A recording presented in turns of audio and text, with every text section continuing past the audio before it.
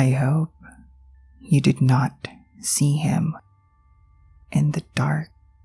Don't worry, because he will visit you one of these days. Now, we will look into the murderous mistress of Edward VIII. So sit back, relax, and enjoy. And don't forget to support my channel.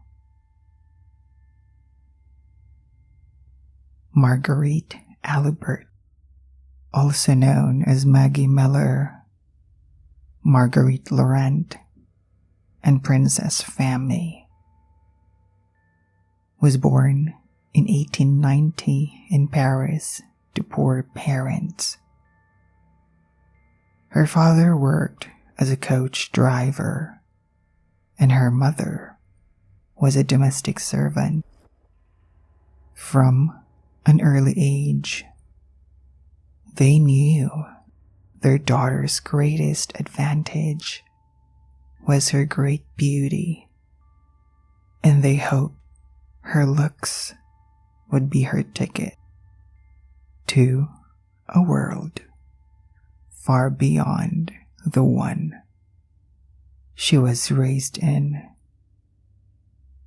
When she was 15, Marguerite was taken out of school and placed in a home where she worked as a servant. But she was fired when she fell pregnant, later giving birth to a daughter who was sent to live with a farming family. As a homeless teenager, she turned to sex work and quickly became known as a courtesan, which means an upper-class prostitute.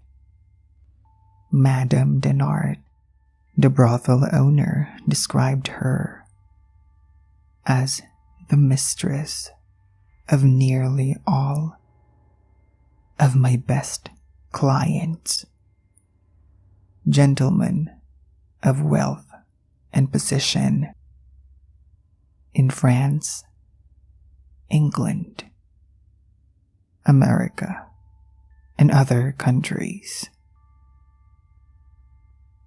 By the time she was 17, Marguerite was in a relationship with a 40-year-old Andre Miller, a wealthy Parisian who bought her an apartment so they could conduct their affair in private. She told friends that they were married, but that wasn't true. Miller remained married to his first wife throughout the affair, before the couple parted ways in 1913. But Marguerite frequently used his surname as her own. But she is aiming for a higher price. That is, the Prince of Wales.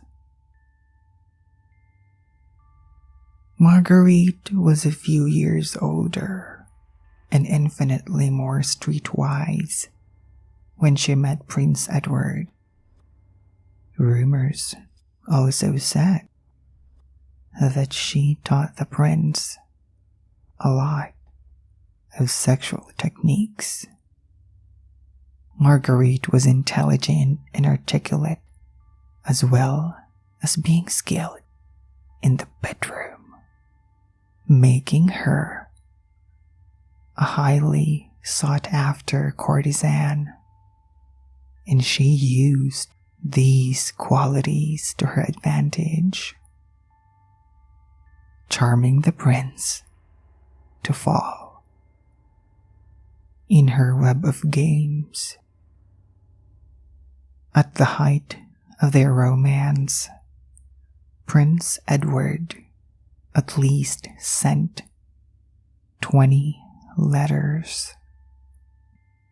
But by the end of World War I, Edward had broken off their relationship. She wasted no time in moving on to the young Price and met a wealthy Egyptian aristocrat, Ali Camel Famibay, 10 years her junior. The marriage was a huge disaster, said to be plagued with domestic abuse on both sides,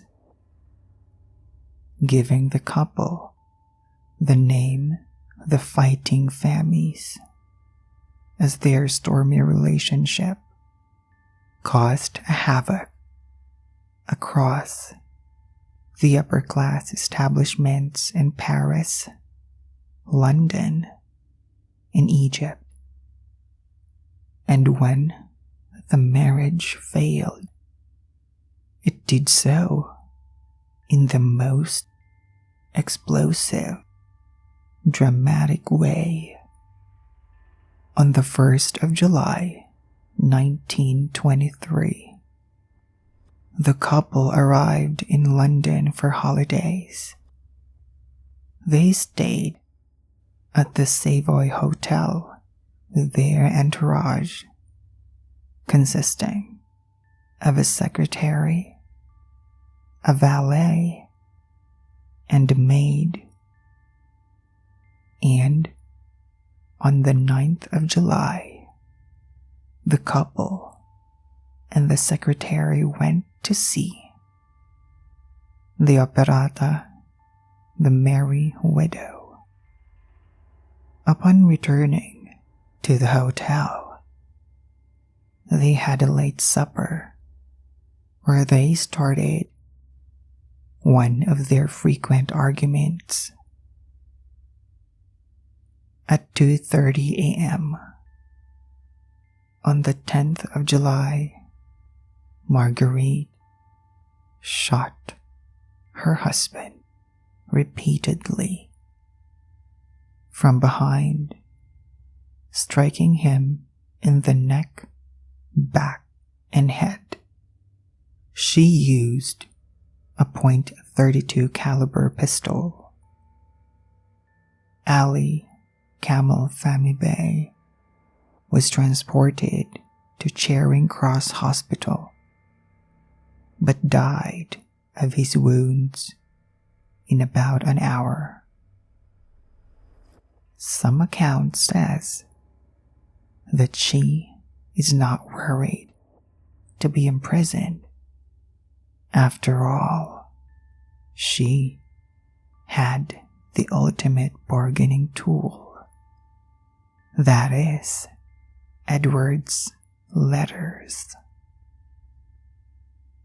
Some accounts said that if she will return all of Edward's letters hidden at her home in Cairo, her freedom would be guaranteed.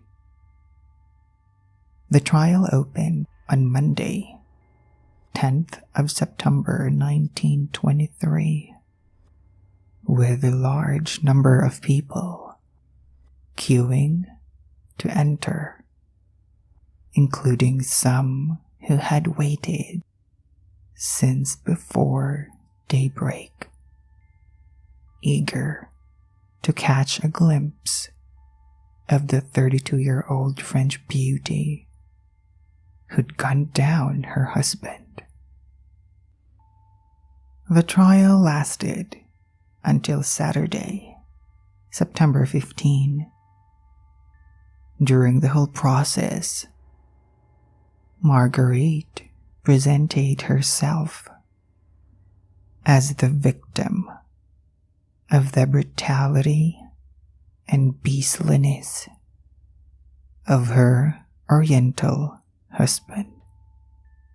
The trial judge disallowed any mention of her past as a courtesan, ensuring that the name of the Prince of Wales was never mentioned as part of the evidence during the trial. At the same time, Ali Camel Fami Bey was described as a monster of Eastern depravity and decadence, whose sexual tastes were indicative of an immoral sadism towards his helpless European wife. And surprisingly, Marguerite was acquitted of all charges.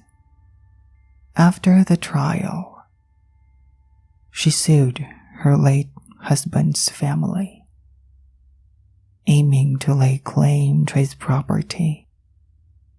A court in Egypt rejected the verdict at the Old Bailey and dismissed her claim.